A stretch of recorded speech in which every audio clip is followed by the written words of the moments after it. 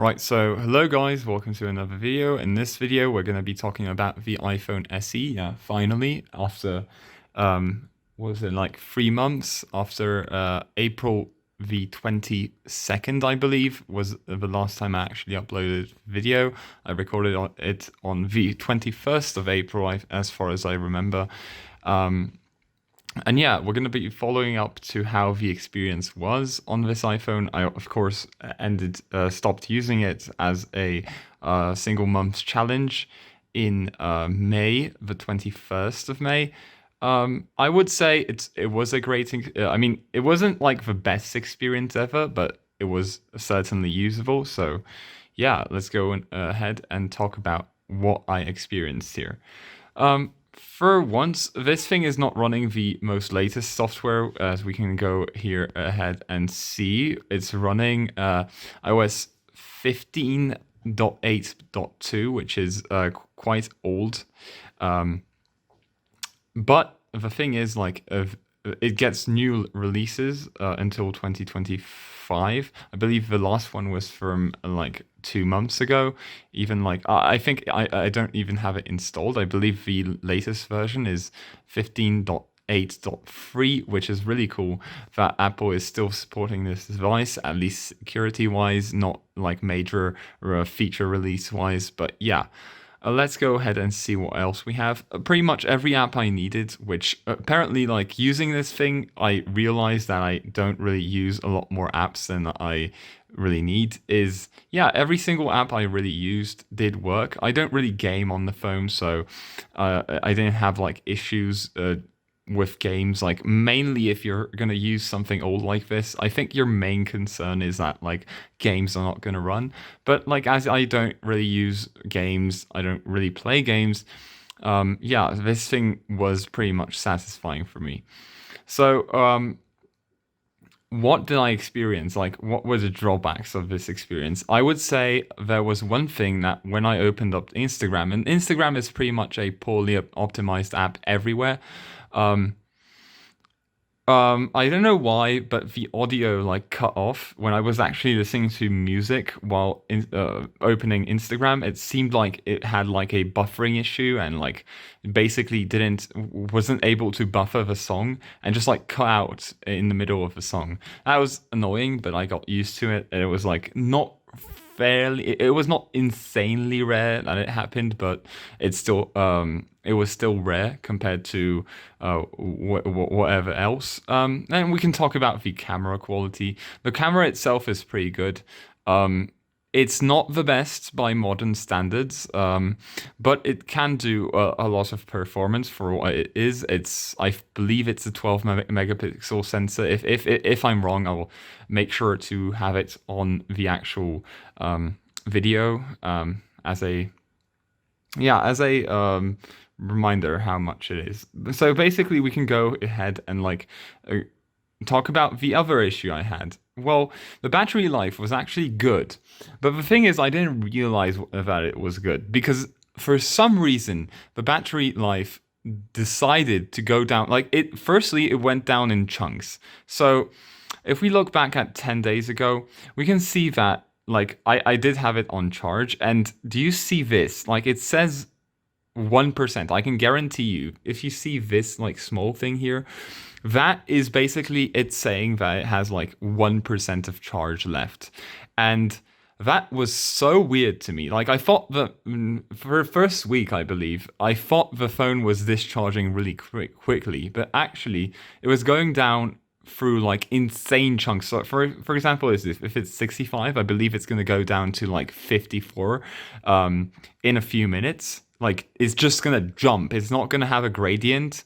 It's just gonna jump down to 54, and that's insanely weird, I would say. But like I think it's like due to how the previous owner had like a non-original, like a non-genuine battery installed here. So yeah, it doesn't really know how to actually calculate the levels. Or if that's not the case, then Apple themselves didn't actually provide this thing with a battery, or actually didn't provide this thing with software which could handle the battery percentages normally.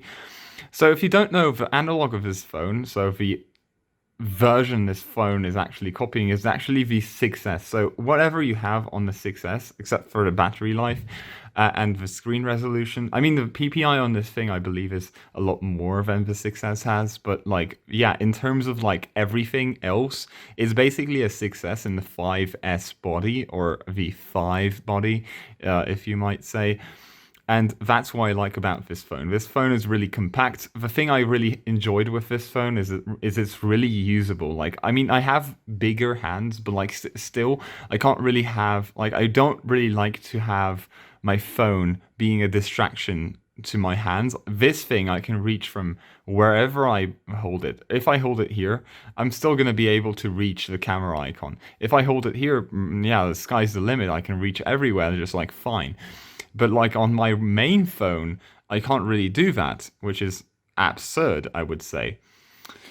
So yeah, I mean that's basically a lot of stuff. I mean, the 1% battery, I believe it could stay on 1% for like about 6 hours, which is absolutely absurd. I don't know what they're doing here, but like if that's fixable through software, I would rather see like Apple fixing that, or if it's like a issue with the battery being not genuine, because like I think the battery isn't genuine because of how it says 100% capacity here, which yeah, I don't know.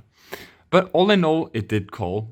It did connect to 4G antennas. It did use whatever other network it did. It played back music just fine. I chatted with it a lot better because, like, again, the screen is small, but the keyboard is also small, which actually is even if I have like bigger fingers, I did like enjoy this keyboard a lot more than the Android keyboard.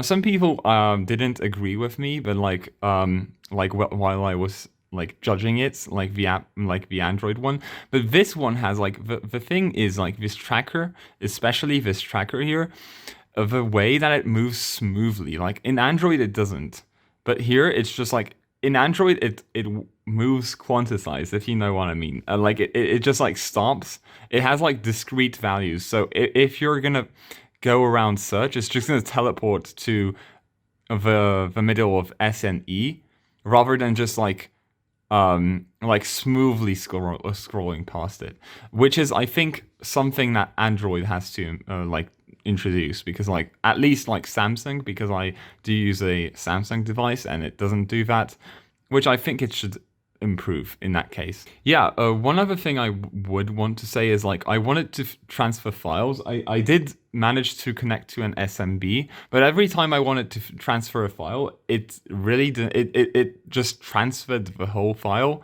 and then in the end it just failed and the file got deleted from the PC, which is, yeah, that's another weird thing I found. Maybe like that's a issue with iOS 15 specifically, but yeah, I don't know.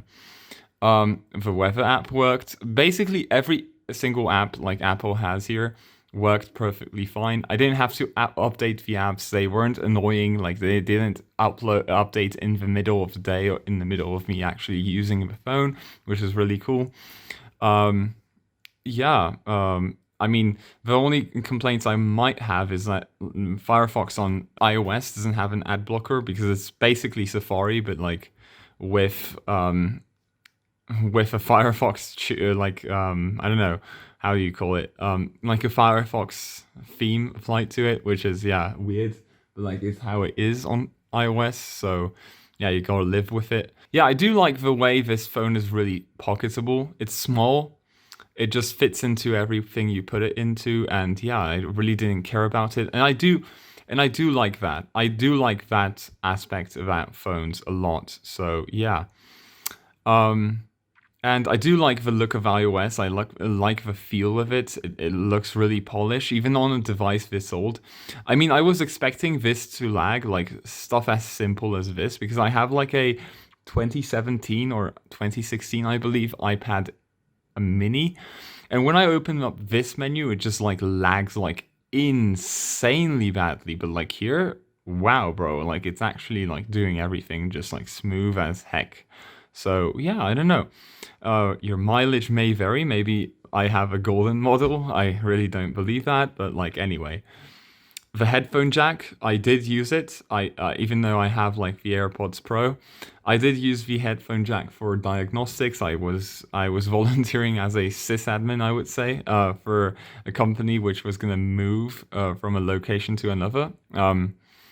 So yeah, I mean, when I was testing the speakers, this thing was actually really important because of how like it managed to actually like provide music through it. And yeah, that was really cool as well. One other feature I would like to thank Apple for is this. So if we go down here to health, we can see that like I mean you have your usual stuff like your steps, your health trends and stuff like that.